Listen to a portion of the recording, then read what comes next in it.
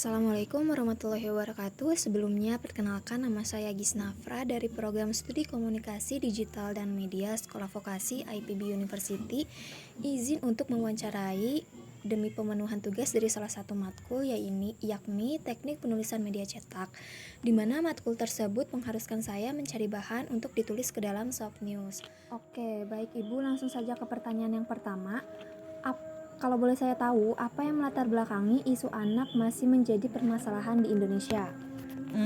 Begini ya, jadi hal utama yang menjadi penyebab isu anak masih menjadi permasalahan Indonesia karena adanya peningkatan percepatan pertumbuhan daerah.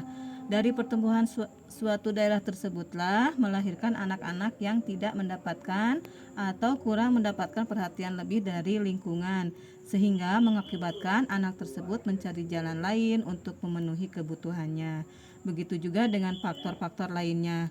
Penyebab itulah yang menjadi bibit dari suatu isu anak dan terjadilah beberapa masalah pada anak tersebut. Oke, jadi hal yang paling melatar belakangi isu anak masih menjadi permasalahan di Indonesia itu karena adanya peningkatan percepatan pertumbuhan daerah ya, Bu? Ya, betul. Oke, baik Bu. Pertanyaan kedua, isu anak yang paling sering ditemui itu contohnya apa saja? Boleh tolong dipaparkan, Bu? Pertama, kurangnya pendidikan, kemudian kekerasan pada anak, eksploitasi anak, serta perkawinan dini pada anak. Lumayan banyak ya Bu ya, isu Ya. anak yang sering ditemui. Ya, itu. Oke, pertanyaan yang ketiga adalah faktor apa yang menjadi penyebab banyaknya kasus kekerasan pada anak?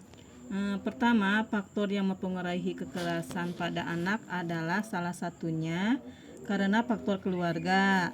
Kekerasan pada anak umumnya terjadi karena anak menjadi korban perceraian kedua orang tuanya.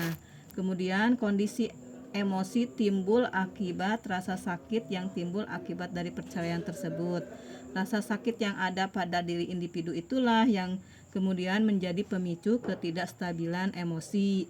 Hal inilah yang sering menjadi penyebab terjadinya tindakan kekerasan pada anak dalam keluarga. Oke, baik.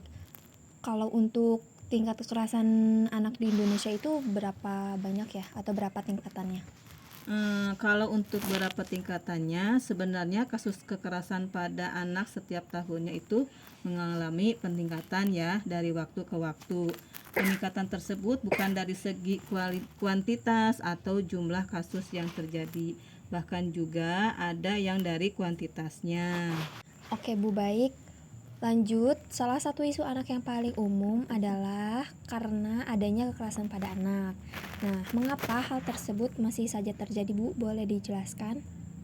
Kekerasan pada anak masih sering terjadi karena sehubungan orang tuanya yang tidak seimbang, ketidakseimbangan mungkin ya, bukan. Nah, ketidakseimbangan itulah yang menyebabkan anak sering kali menjadi sasaran kemarahan salah satu orang tuanya untuk melampiaskan dendam atau amarah pada pasangan lainnya. Oke. Pasangan kedua orang tuanya Iya. maksudnya. Terus Bu, dampak apa yang akan terjadi ketika anak tidak terpenuhi haknya?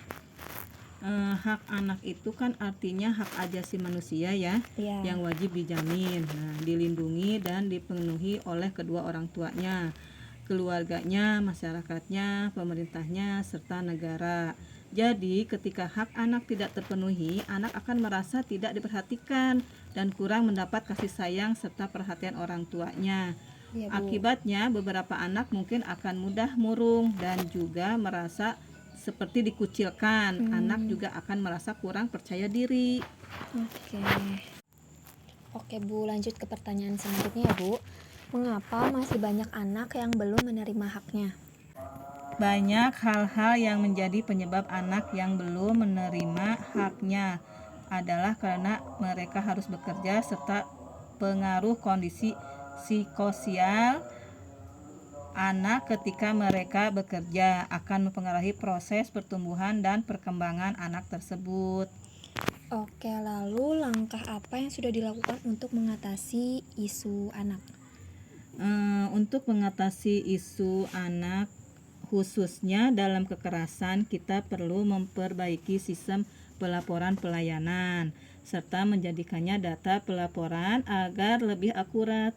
Hal yang tidak kalah pentingnya adalah bagaimana pengaduan tersebut agar bisa direspon dan ditangani oleh berbagai stakeholder yang memiliki tugas untuk melindungi anak baik dari aspek penegakan hukum dan pendampingan anak korban.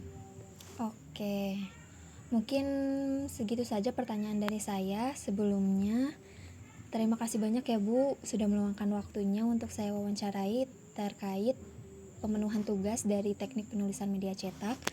Mohon maaf apabila ada kekurangan kata dari saya. Wassalamualaikum warahmatullahi wabarakatuh. Waalaikumsalam warahmatullahi wabarakatuh. Sama-sama ya Dek, semoga sukses ya Dek ya. Ya, terima kasih Bu. Ya, sama-sama.